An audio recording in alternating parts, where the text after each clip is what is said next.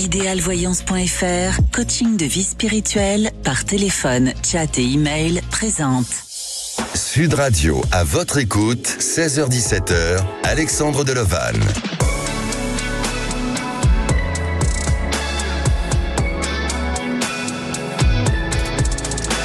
Bonjour à tous, ravi de vous accompagner jusqu'à 17h dans votre émission À votre écoute.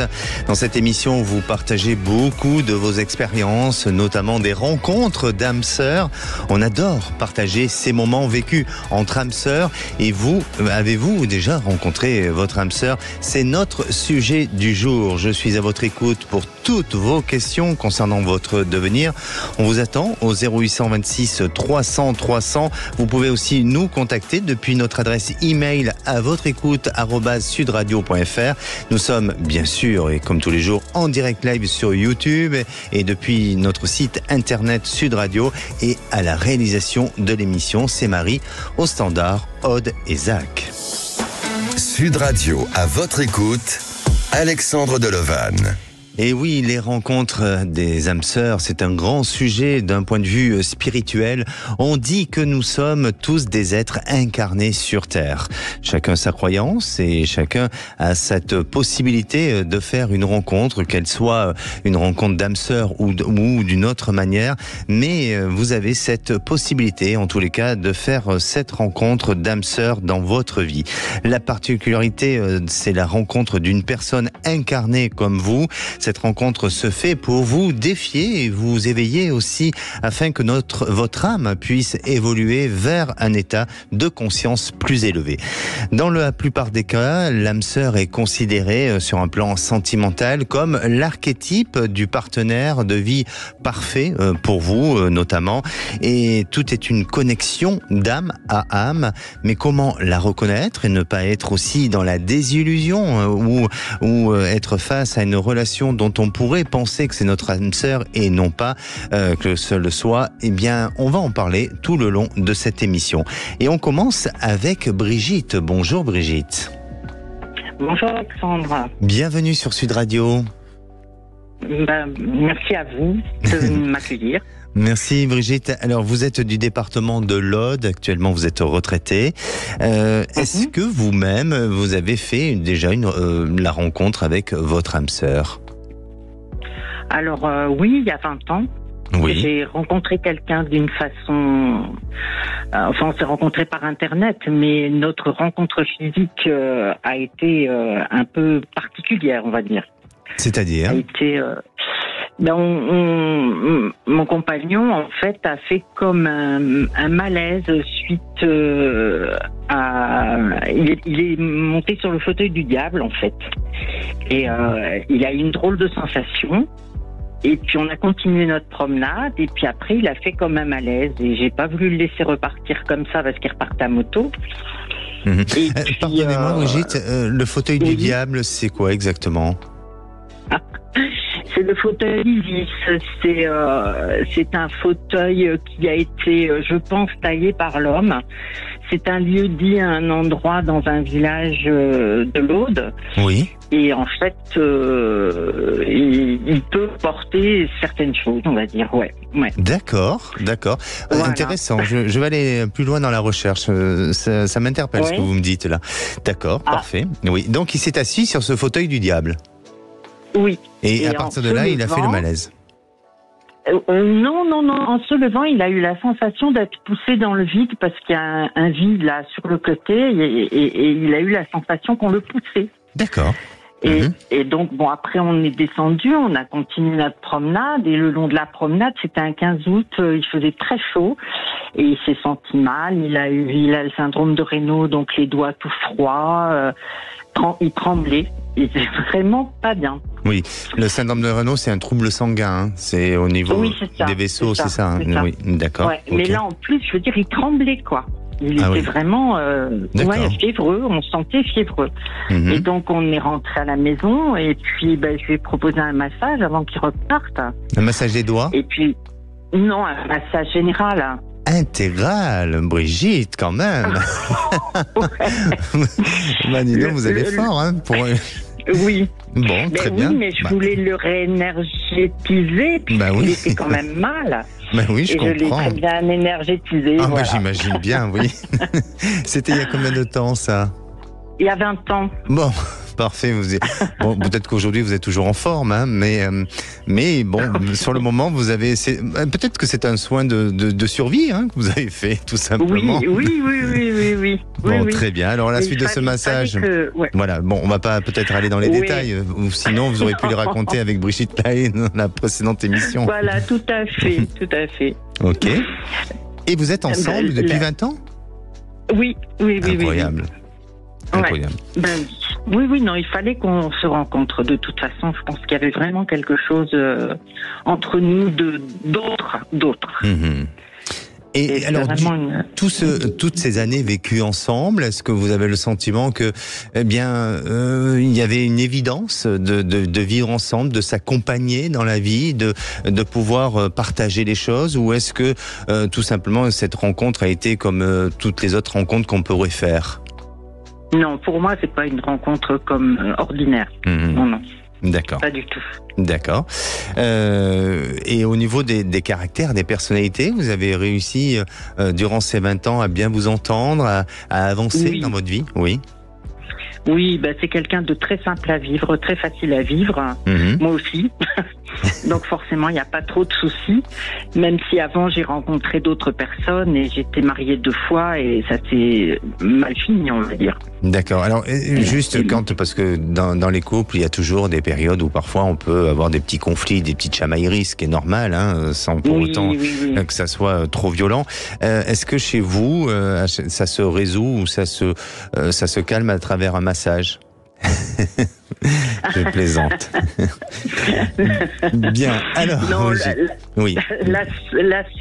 seul problème, c'est en ce moment, justement, parce que moi, j'aimerais déménager, et lui pas. Donc, c'est un peu tendu à ce sujet, c'est tout. D'accord. Vous êtes propriétaire d'une maison? Oui. Et donc vous souhaitez déménager, mais pour changer carrément de département ou de région, ou tout simplement pour rester? Pas du tout. Non, pour rester dans le secteur. Oui, c'est parce que j'ai une maison avec un tout petit jardin et mon jardin que j'exploite en fait se trouve à 500 mètres de la maison. Et mon rêve, c'est d'avoir une maison avec un grand jardin autour de la maison. Voilà. Pourquoi lui n'est pas décidé à déménager aujourd'hui? Par rapport à la conjoncture actuelle et d'une. Ça lui fait peur? Et puis, oui. Et que ici, on a quand même un confort, je veux dire, de bonne qualité. Donc, oui, ça lui fait peur, oui. Bien sûr. Ouais. Alors, moi, pour répondre à votre question, parce que votre question est de savoir si vous allez déménager, c'est ça, Oui, si la maison sera vendue rapidement. Surtout. Alors, pour moi, oui, il y a une possibilité. Il y a une possibilité, mais je crois qu'il faut le rassurer dans un premier temps. Et surtout, il ne faut pas que ce choix se fasse uniquement par votre décision, mais il faut que ça se fasse à deux aussi, pour que ça donne un élan positif dans l'avenir. Et je pense qu'il ne faut pas hésiter, dans un premier temps, à prospecter, à aller vous balader, à visiter peut-être d'autres endroits, d'autres maisons, qui vont, à un moment donné, lui permettre de dire, oui, pour en finir, il y a mieux ailleurs, ou on peut se projeter dans un autre lieu, dans un autre horizon, parce que en fait ce qui lui fait peur, c'est la peur du changement et de ses repères, c'est surtout les repères. Mais il y a un moment donné, vous allez pouvoir vous projeter, et oui, je vous dis, pour moi, vous allez aller vers un changement de lieu, vers quelque chose de bon, de positif, où vous allez pouvoir exploiter un jardin qui va vous permettre de retrouver du bonheur, et même lui. Par contre, peut-être qu'il a peur que, à la suite de ces changements d'endroit et de lieu, eh bien, vous l'embauchez justement à faire travailler ce jardin ou à faire des choses. C'est peut-être pour ça aussi. Il est astucieux. Non, je plaisante. En tous les cas, oui, vous allez trouver et votre maison va être vendue. Il ne faut pas se précipiter du tout parce que ça va demander un petit peu d'attente. Mais je pense que 2025, eh bien, vous êtes dans une année de changement et de nouvelles réalisations pour vous, Brigitte. D'accord. Donc encore un an, quoi. Oui, à peu près, ou peut-être début de l'année 2025, je ne sais pas exactement la date, mais le changement s'annonce plus sur 2025, mais c'est en cours de se faire et de pouvoir aller vers cette évolution et cette progression et surtout aller atteindre votre objectif. Merci à vous. Prenez soin de vous. C'est moi qui vous remercie. Merci bien. Merci. Au revoir. À bientôt.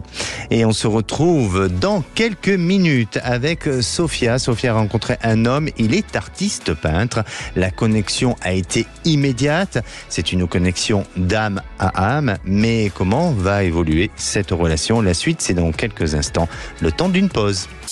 Sud Radio, à votre écoute, 16h-17h, Alexandre Delovanne.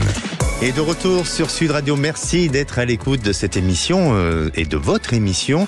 Au programme, les âmes sœurs. Alors avez-vous rencontré, vous, votre âme sœur? Venez en parler à l'antenne, je suis à votre écoute au 0826 300 300. On les aime, ces histoires d'âmes sœurs où il y a de la douceur, il y a de l'amour. Donc n'hésitez pas aussi à témoigner au travers de vos histoires et à réagir sur le groupe à votre écoute sur Facebook. Et à présent, c'est le moment du saviez-vous. Le saviez-vous selon un sondage de OnePoll pour le site de rencontre Badoo, 56% des célibataires interrogés croient que l'âme sœur est unique. Et si à présent on écoutait Sophia. Bonjour Sophia. Bonjour Alexandre, merci de prendre mon témoignage. Avec plaisir Sophia, bienvenue sur Sud Radio. Merci beaucoup. Sophia, vous êtes de Biarritz. Oui. Vous avez du beau temps? Oui. Aujourd'hui, oui. Bon, super, profitons-en. Hein. Mais c'est frais, je vous rassure. Effectivement. Entre deux averses. Voilà, exactement. Oui, alors, Sophia, vous avez fait une très belle rencontre, un peu extraordinaire. Oui. Racontez-nous. Alors, écoutez, cette rencontre était très, très particulière parce que il m'a contactée dans le cadre de son travail, puisque j'étais à l'époque traductrice-interprète. Et dès que l'on s'est rencontrés, donc c'était pour du travail, dès que l'on s'est rencontrés, la connexion était immédiate et il y avait quelque chose d'indescriptible entre nous. Au niveau des entrailles, quelque chose de très particulier. Et il m'avait vu déjà la veille et moi je l'avais perçu. Je ne le connaissais absolument pas. Oui. Et toute notre histoire qui a duré 4 ans a été très forte. Mais alors vous parlez de joie, nous elle n'a pas été dans la joie, elle a été vraiment difficile parce que c'est une personne assez libre, c'est une personne, donc c'est un artiste, c'est une personne, moi je suis très tolérante, mais il y avait des choses dans sa façon de faire qui n'allaient pas avec moi et j'ai dû mettre un terme à cette relation en 2020 avant le confinement. Juste avant. Mais malgré la fin, on est toujours connectés. Voilà. Il a essayé plusieurs fois de me contacter. On a réussi à couper les liens et là, il y a 3 semaines, j'ai eu un message aussi parce qu'on se croise. Il vit aussi ici, même s'il voyage comme moi. Et après s'être croisé en voiture, il m'a envoyé des messages. Et c'est très douloureux pour moi. c'est pas du tout agréable. Parce que la relation amoureuse ne peut pas continuer par rapport à sa façon d'être. Voilà. Oui. Et Olivia, vous considérez, vous, que cette rencontre est une rencontre d'âme à âme, d'âme sœur? Oui, bien sûr. On était tout le temps connectés. On avait un besoin d'être collés charnellement, on n'avait pas besoin de parler pour ressentir certaines choses. Et même il y avait un peu de télépathie, si on peut parler comme ça. On savait ce que ressentait l'autre à distance. On savait, on ressentait des émotions. D'accord. Oui, Sophia, est-ce que vous attendez quoi de cet homme aujourd'hui? Où c'est que vous en êtes réellement? Alors, moi, j'attends rien du tout. Je l'ai quitté, donc ça fait longtemps maintenant. Oui, d'accord. Et je l'aimerai toujours. J'aimerais qu'il soit paisible, en fait, en paix, et que si un jour il y a des retrouvailles, qu'elles puissent être dans la paix, qu'on ne reproduise pas les mêmes schémas. Mais les retrouvailles ne sont pas forcément amoureuses. C'est quelqu'un qui fait partie de moi, qui fait partie de ma vie, que je veuille ou non. Voilà, j'ai essayé par tous les moyens voilà, qui n'existe plus, mais il est là. Alors, ça va. Quand je ne le vois pas, ça va. Si je ne l'entends pas, ça va. Je suis très perturbée quand il se manifeste. D'accord. Et quelle est votre question aujourd'hui, Sophia? Eh bien, si vous êtes connecté à lui, est-ce que vous pouvez savoir quelles sont ses intentions? Parce qu'il a quand même un côté un peu narcissique. Il est très... Oui, par rapport à son métier. Donc, est-ce que lui, ça nourrit son ego, ce type de relation? ou est-ce que effectivement il y a un lien profond et un jour il arrivera à avoir une relation avec moi plus paisible. Alors, je vais vous répondre et je ne voudrais pas vous contrarier, Sophia, mais j'ai pas le même sens d'analyse que vous. Allez. Oui, je vais vous dire. Parce que pour moi, quand vous parlez d'une âme sœur, je crois pas. Enfin, je veux pas dire que ce que je dis est que la vérité, hein. Mais en tous les cas, c'est ma propre vérité. Je ne pense pas que ça soit une relation d'âme sœur, mais peut-être plus de flammes jumelles. C'est-à-dire que la différence entre ces âmes sœurs et ces flammes jumelles, l'âme sœur va s'accompagner dans la vie et la flamme jumelle, elle est là pour justement réparer une blessure, pour être un peu le miroir de l'autre face à des problèmes, soit des problèmes de choses qu'on a mal vécues auparavant et d'une vie passée aussi. Et on se retrouve. Et souvent, des relations flammes jumelles, elles ont la même intensité, même voire plus. C'est une intensité de passion, une intensité au niveau de la sexualité qui peut vraiment aussi se faire quelque chose de très fort, que ce soit sur le plan sexuel ou sur le plan spirituel, mais une relation flamme jumelle ne dure généralement pas, parce que à un moment donné, quand on a guéri la blessure de l'autre, eh bien ça part vers autre chose. Et c'est vraiment ça que je ressens chez vous par rapport à ce que vous dites de votre histoire, de son comportement, de son attitude vis-à-vis de vous. Vous êtes plus dans une relation flamme jumelle, et souvent on fait cette confusion entre âme sœur et flamme jumelle. Ensuite, qu'est-ce qu'il pense de vous? Eh bien, il pense que du bien de vous. La seule chose, c'est qu'à chaque fois vous êtes pas dans les bons rendez-vous tous les deux, et on se rate dans cette histoire et on se fait du mal et on se fait souffrir parce que justement on vit des choses qui sont de l'ordre de la passion et qui ont été fortes, mais lui il est dans son monde et vous êtes dans votre monde, et il y a deux mondes différents. Et voilà, et vous ne pouvez pas aller dans la continuité de ça, sinon vous allez vous détruire et ça va vous faire du mal. Et c'est pour ça que quand j'entends et que vous dites quand il est silencieux ça me va, et quand il se manifeste ça me fait peur, eh bien il faut apprendre à connecter votre âme et justement à nourrir votre âme de bien, enfin de bonheur et de, je dirais, de positif, pour justement ne pas laisser vous affecter par quelque chose de négatif. Et donc ça veut dire tout simplement d'essayer de prendre du recul, de faire évoluer la relation plus vers une amitié que vers un sentiment d'amour. Alors, je vous rejoins tout à fait. Je suis consciente depuis le départ qu'on est des flammes jumelles et pas des âmes sœurs, parce que j'ai eu la chance d'avoir eu 3 histoires d'âmes sœurs.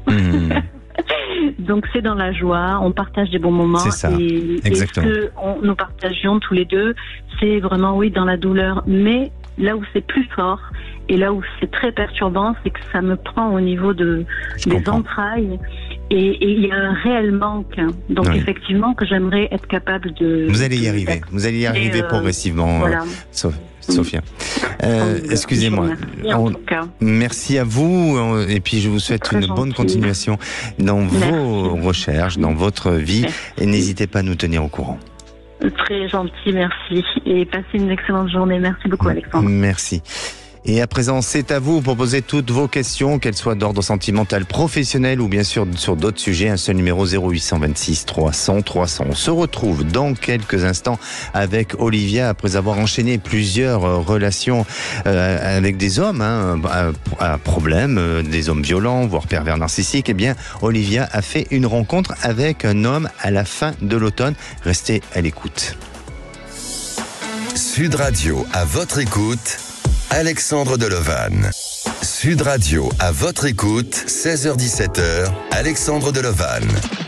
De retour sur Sud Radio, il est 16h30. Bienvenue à tous ceux qui nous rejoignent pour cette deuxième partie d'émission. Je suis à votre écoute au 0826 300 300. Vous pouvez toujours nous suivre en direct depuis notre site sudradio.fr et sur le live, bien sûr, de YouTube. Sans oublier de télécharger notre application Sud Radio. Et si à présent vous voulez témoigner ou réagir dans l'émission de demain, le sujet sera sur la victimisation. Avez-vous vécu ou victime, vous avez été victime de ce genre de situation, venez en parler, mais aussi pour poser toutes vos questions concernant votre devenir ou tout simplement vous confier. Vous pouvez le faire. Je vous attends au 0826 300 300. Ce sera Aude qui va vous répondre, bien entendu. Et bien sûr, je vous aurai à l'antenne. Et ou tout simplement, vous pouvez aussi faire votre demande depuis notre adresse email à votre écoute @sudradio.fr. Et avant de retrouver Olivia, notre prochaine auditrice, je reviens sur notre sujet du jour, les âmes sœurs. Alors justement, notre précédente auditrice Sophia nous a raconté un petit peu son histoire et j'ai commencé à dire quelle était la différence entre cette notion d'âme sœur et de flamme jumelle. Et là, je vais continuer parce que la différence entre les âmes sœurs et les flammes jumelles sont deux concepts très différents, même si parfois on a du mal à pouvoir les distinguer. Les âmes sœurs sont des personnes avec qui vous partagez une compatibilité et une entente qui favorise le confort et la paix ensemble. Les relations d'âmes sœurs sont souvent harmonieuses, elles apportent du soutien et de la croissance mutuelle, tant qu'aux flammes jumelles, eh bien elles vivent des relations passionnelles et intenses, mais pas toujours heureuses. Les flammes jumelles reflètent souvent des aspects miroirs de l'une ou de l'autre. Elles révèlent des défis personnels et des ombres à intégrer pour une croissance mutuelle. C'est ce qui fait toute cette différence-là. Et à présent, j'accueille Olivia. Bonjour Olivia. Bonjour. Bienvenue sur Sud Radio. Merci beaucoup de me recevoir. Alors, merci à vous. Olivia, vous êtes psychanalyste. Ouh là là, attention. Faut pas que je dise n'importe quoi. Vous me faites peur. Et c'est très rare d'ailleurs. Je crois que peut-être vous êtes une des rares personnes que j'ai pu avoir à l'antenne en étant psychanalyste. Oui, c'est très rare. Et puis, vous habitez aussi le bassin d'Arcachon. Eh oui. Un joli endroit, effectivement. Magnifique. Oui. Magnifique. Olivia, vous avez 35 ans. 45. 45, pardon, excusez-moi. Et aujourd'hui, vous êtes dans une histoire, mais à la fois qui se complique un petit peu. Racontez-nous comment ça s'est passé. Alors, simple et compliqué à la fois. J'ai eu la chance de faire cette merveilleuse rencontre. Je ne sais pas si on peut la qualifier d'âme sœur, en tout cas. Avez-vous, pardonnez-moi Olivia, avez-vous déjà fait une rencontre d'âme sœur et croyez-vous à ces rencontres-là ? Alors, oui, j'y crois. Après, je pense que c'est un phénomène qui est quand même assez rare et qu'on a parfois tendance à attribuer un peu trop facilement des relations passionnelles, comme précédemment Sophia qui a pu vivre une expérience de flamme jumelle. Et effectivement, je reste assez rationnelle de par mon métier. J'ai tendance à rationaliser un peu trop les choses. Et du coup, à pas toujours être suffisamment connectée à mes émotions. Alors là, ce qui s'est passé, c'était très intéressant parce que je suis un tempérament plutôt prudent, surtout après les mauvaises expériences que j'avais faites, qui ont fait que pendant 7 ans, j'ai choisi de rester célibataire. Pour travailler sur moi, guérir mes blessures, entamer une psychanalyse et pouvoir obtenir aussi, ça m'a donné l'envie d'aider à mon tour mes personnes que j'accueille en cabinet, et donc il fallait que j'ai fini ma psychanalyse, donc j'ai éclairci beaucoup d'aspects de vie. Ça a pris longtemps, vous voyez. Oui, c'est beaucoup de choses à travailler, donc ça a été un parcours très enrichissant, très intéressant. Mais c'est toute une vie, un travail sur soi, c'est toute une vie. Oui, vraiment c'est toute une vie. Donc, disons que j'ai déblayé les gros problèmes qui m'empêchaient de cultiver des relations saines, amicales ou sentimentales. Et effectivement, les choses n'arrivent jamais par hasard. Fin octobre ou début octobre, j'ai rencontré cette personne qui est une forme de personne assez rare en mon sens. Je fais un métier où je rencontre beaucoup de monde. Mais auparavant, j'étais infirmière, donc je rencontrais beaucoup de monde dans ma vie. Quelqu'un de très solaire. Très bienveillant, avec un effet miroir très fort avec moi, que je suis apparemment pourvue de ses qualités, d'après ce que disent mes amis. Bon, j'en suis convaincue maintenant. Vous l'avez rencontré de quelle manière ? Alors, c'est là où c'est rigolo, c'est dans le cadre de son travail à lui. Et c'est un poste qui n'était pas pourvu pendant 2 ans. Oui. Sachant que c'est un monsieur qui est banquier. Et donc mon compte pro n'était pas géré, donc c'était assez compliqué. C'est la hiérarchie qui s'en occupait. Le poste a été enfin pourvu, bon soit. Oui. Et donc je rencontre ce banquier qui va enfin pouvoir gérer mon compte correctement. Et là, effectivement, la chimie a été immédiate. À peu près au bout d'un mois, on a décidé de se voir à l'extérieur, ce qui n'était pas évident, parce que voilà, faut rester un peu dans le cadre pro aussi. J'aime pas trop sortir des sentiers battus. Et ma foi, non, la chimie était évidente. Et dès qu'on s'est vu, en fait, je pense que ça a été un vrai coup de foudre, ça c'est certain. Et sachant qu'on a quand même 10 ans d'écart. D'accord. Donc moi je me disais de toute façon il est trop jeune, puis je j'avais pas ce souhait d'être avec quelqu'un particulièrement. Je le sentais pas, je le sentais attiré, mais pareil sur la réserve, quelqu'un de très pudique, prudent aussi. Et il y avait ce petit quelque chose en fait qui restait. Et on continue à discuter par mail pro en fait pendant plusieurs semaines, parfois des après-midi entiers sans sauter le pas. D'accord. Donc j'ai pris l'initiative voilà de lui donner un rendez-vous et là la chimie était immédiate. S'en est suivi une relation intense. Oui. Très respectueuse, ce qui était une première pour moi clairement. Et malgré tout, on se voyait pas, on s'écrivait pas, on s'appelait pas, on se voyait plusieurs fois par semaine. Il était à 500 mètres de chez moi. On se voyait, c'était très intense. Le temps s'est arrêté à chaque fois. Il y a une communication, une connexion très profonde. Qui me laisse quand même penser à quelque chose de comment dire, très karmique. D'accord. De mon point de vue, de mon ressenti. Et là, ça a duré combien de temps cette Voilà, ça a duré 2 mois. 2 mois fantastiques. Vraiment, les liens se sont resserrés, la relation s'est dévéloppée. Et vous en êtes où aujourd'hui pour qu'on puisse avancer un peu dans votre histoire? Voilà, pardon. Malheureusement, donc fin décembre, donc ce monsieur a rompu pour des raisons rationnelles. Oui. Du fait de notre différence d'âge qui lui le gênait pas, mais par rapport au fait que je ne peux pas avoir d'enfant, que lui n'en souhaite pas, mais étant plus jeune, il se dit que peut-être qu'à un moment donné ce désir de paternité viendra, sachant que il avait quand même cette envie à la base de construire quelque chose, le lien étant tellement fort.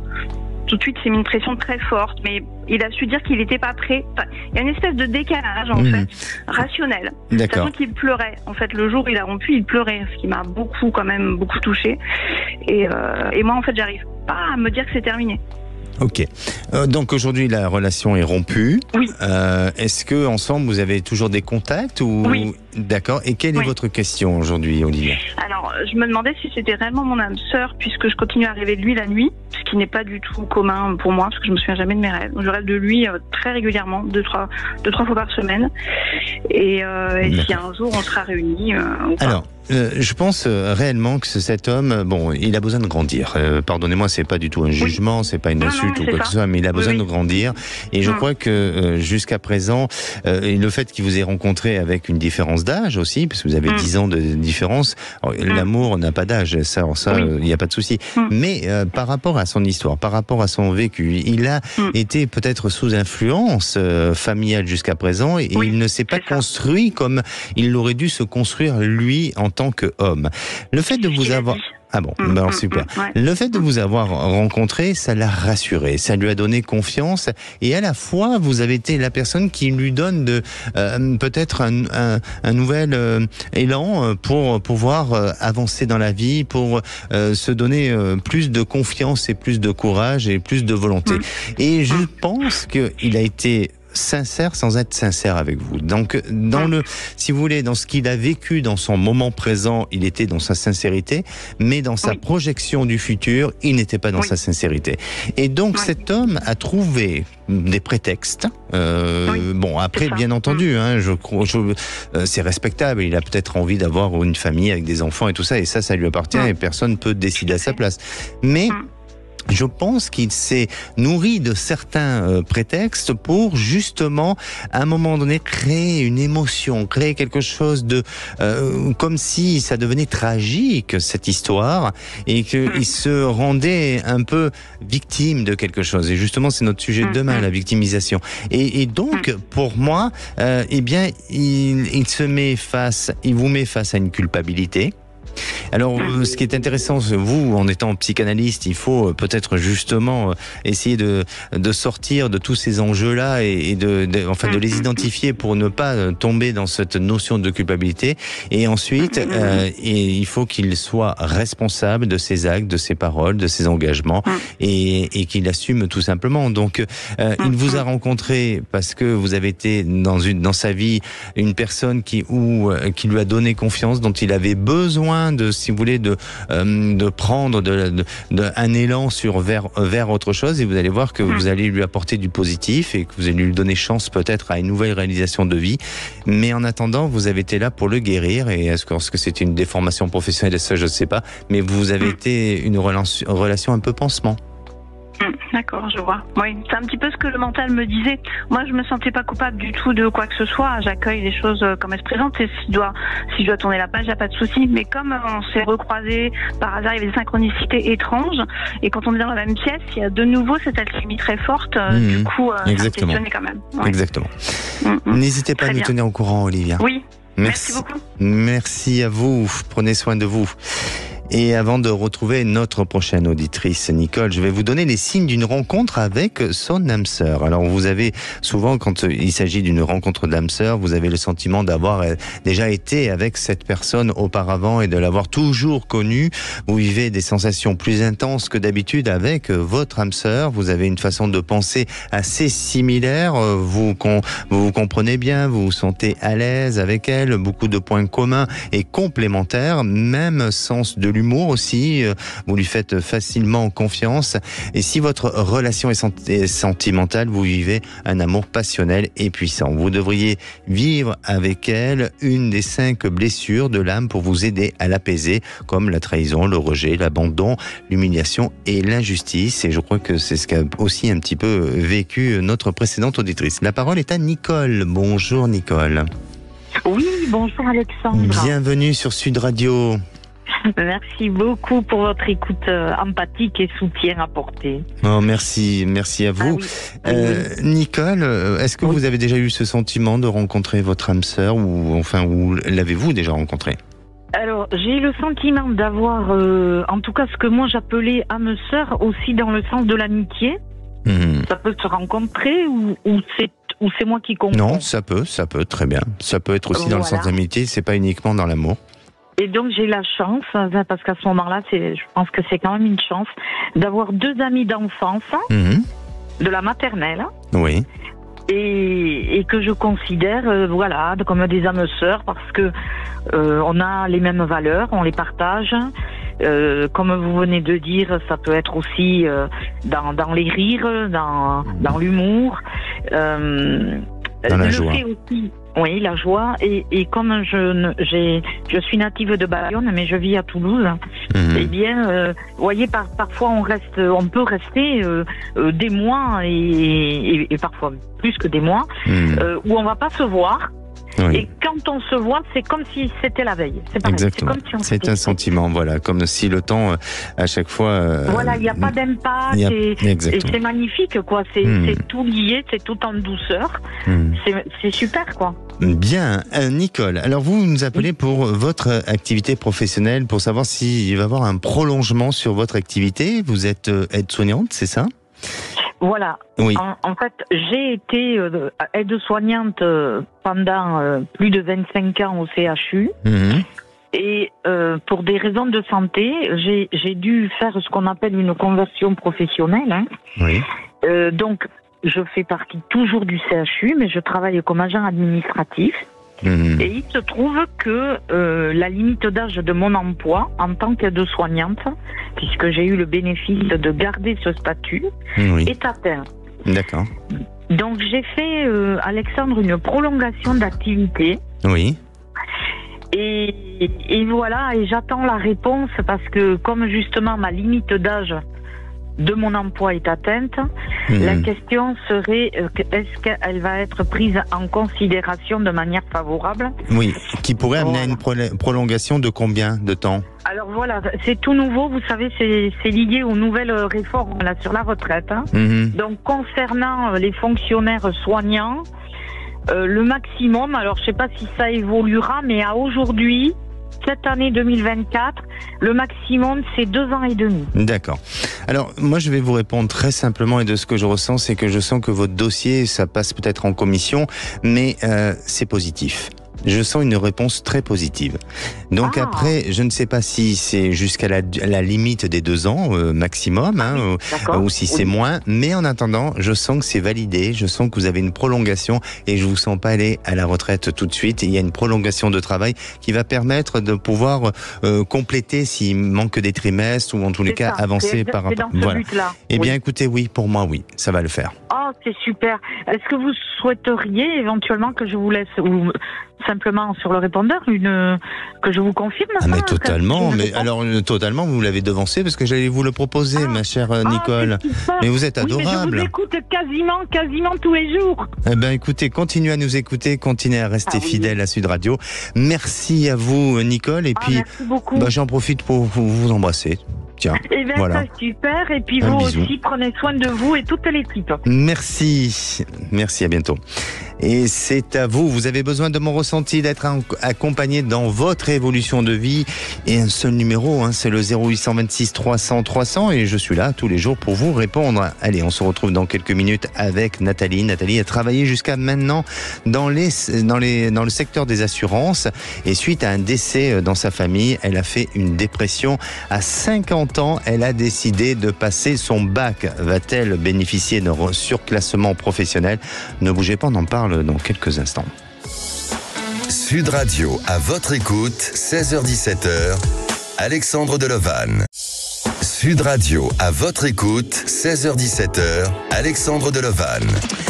Et de retour sur Sud Radio pour cette dernière partie avant de retrouver les vraies voix présentées par Cécile de Minibus et Philippe David. Alors il vous reste encore quelques minutes pour passer dans l'émission à votre écoute. Et la parole est à Nathalie. Bonjour Nathalie. Bonjour Alexandre. Bienvenue sur Sud Radio Nathalie.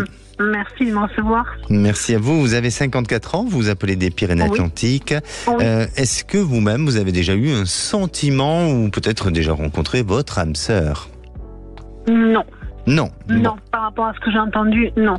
D'accord. Est-ce que vous voudriez la rencontrer? Bon, je suis là, vous inquiétez pas, mais je plaisante.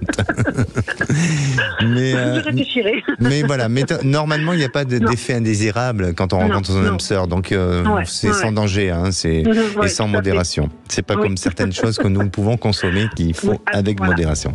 Nathalie, avec cette point d'humour, vous êtes vous avez été auparavant dans le secteur des assurances et puis vous avez vécu une période difficile, un décès familial, une dépression par rapport à ça, et vous avez arrêté de travailler? Non, en fait, ça remonte à il y a presque un an, un souci familial qui a entraîné, une hospitalisation et un long arrêt. Et au mois de décembre, le décès de maman, Donc, suite à tout ça, j'ai été mise en inaptitude sur le poste que j'avais en tant que commerciale. Donc, ça a été dur parce que c'est ma vie, les assurances, j'y ai toujours travaillé. Et puis, j'avais fait tout ce qu'il fallait pour intégrer cette société en passant le bac à 50 ans, pardon. Et là, je me retrouve un peu désemparée, démunie. Et puis, j'ai une demande de reclassement, mais pour l'instant, j'ai pas de retour. Je n'ai absolument rien. C'est vraiment beaucoup. C'est plus que le flou artistique. Je ne sais absolument pas quel va être mon futur professionnel. D'accord. C'est quand même courageux. Vous avez repassé votre bac à 50 ans. C'est quand même courageux. Mais oui, parce que comme on est jeune, on fait parfois des bêtises. Je l'avais pas passé et ça faisait partie des critères pour intégrer cette société et ça me tenait à cœur. Je voulais absolument faire du commercial. Je voulais absolument être dans cette société. Donc et j'avais même commencé le BTS, mais malheureusement c'était trop lourd, j'ai arrêté. Mais sur la par rapport à votre inquiétude, quelle est votre question précise? Savoir si ils vont m'accorder le poste sur lequel j'ai candidaté ou si ma vie professionnelle en assurance s'arrête là. Alors, je vais vous dire une chose. De ce que je ressens, bien entendu, ce sont juste mes propos et à vous après de mettre en œuvre des choses et de voir un petit peu comment ça va évoluer. Mais à la fois, je ne sens pas que votre vie dans les assurances s'arrête là. Donc, pour moi, il y a une continuité. Mais ensuite, par rapport à l'attente et la réponse que vous souhaitez, je ne pense pas que ce soit très favorable. Mais il y a un moyen, il y a une possibilité à ce qu'on vous reclasse autrement et différemment. Donc, ce que j'aurais tendance à vous dire, c'est d'anticiper les choses. C'est-à-dire, c'est peut-être de prévoir par soit des contacts, des réseaux, des possibilités de voir comment on pourrait, pas contrecarrer, mais comment on pourrait bifurquer, comment on pourrait éventuellement préparer l'avenir. Parce que pour moi, à la fois, je sens que oui, il y a une bonne réponse et je sens que non, il y a une déception sur une attente. Mais n'en restez pas sur le non, au contraire, allez sur le oui, parce que pour moi, je ne vous vois pas arrêter dans les assurances. Mais vous me voyez rester dans cette société quand même? Oui, oui. Et peut-être bouger. Exactement. Exactement. Okay. Donc il faut peut-être anticiper, voir, prendre des contacts ou peut-être vous-même essayer de leur proposer de négocier avec eux pour justement, si jamais ça se fait pas, que vous ne restez pas sur une notion de déception. D'accord. Oui, tout à fait. Et juste une dernière question, Alexandre, parce que tout ça a eu un impact sur le couple quand même, parce que c'est avec la famille. Est-ce que vous voyez une séparation ou est-ce que vous voyez une continuité ensemble? Non, une continuité. Une continuité. Okay. D'accord. Mais tenez-nous au courant, Nathalie. J'aimerais bien vous suivre. Oui, mais parce que je suis sûr que vous allez avoir des nouvelles récemment, bientôt. Eh bien, merci beaucoup, Alexandre. Merci à toute votre équipe qui est super sympa et super chouette. Comme vous, d'ailleurs. Merci. Bonne soirée. Allez, pour conclure, je dirais, les âmes sœurs finissent toujours par se rencontrer, même dans les endroits où les moments sont les plus obscurs. On se donne rendez-vous demain. On parlera des sujets, bien sûr, la victimisation. Est-ce que vous avez vécu ce genre de choses ou avez été, vous, victime de ce genre de situation? N'hésitez pas à le faire. C'est toujours un seul numéro. C'est le 0826 300 300. Et en tous les cas, bien, si vous voulez aussi passer à l'antenne et faire votre demande, vous pouvez le faire depuis notre adresse email à votre écoute @sudradio.fr. Je vous souhaite une bonne fin de soirée. Prenez soin de vous. Je ne le dirai jamais assez. Et la place est aux vraies voix à venir avec Philippe, David et Cécile Minibus. Bonsoir. Bonsoir Alexandre Delovan. Alors Cécile n'est pas là, on l'embrasse, mais on est au salon Global Industrie à Villepinte et devant nous il y a des robots, il y a des machines-outils, il y a toute l'industrie.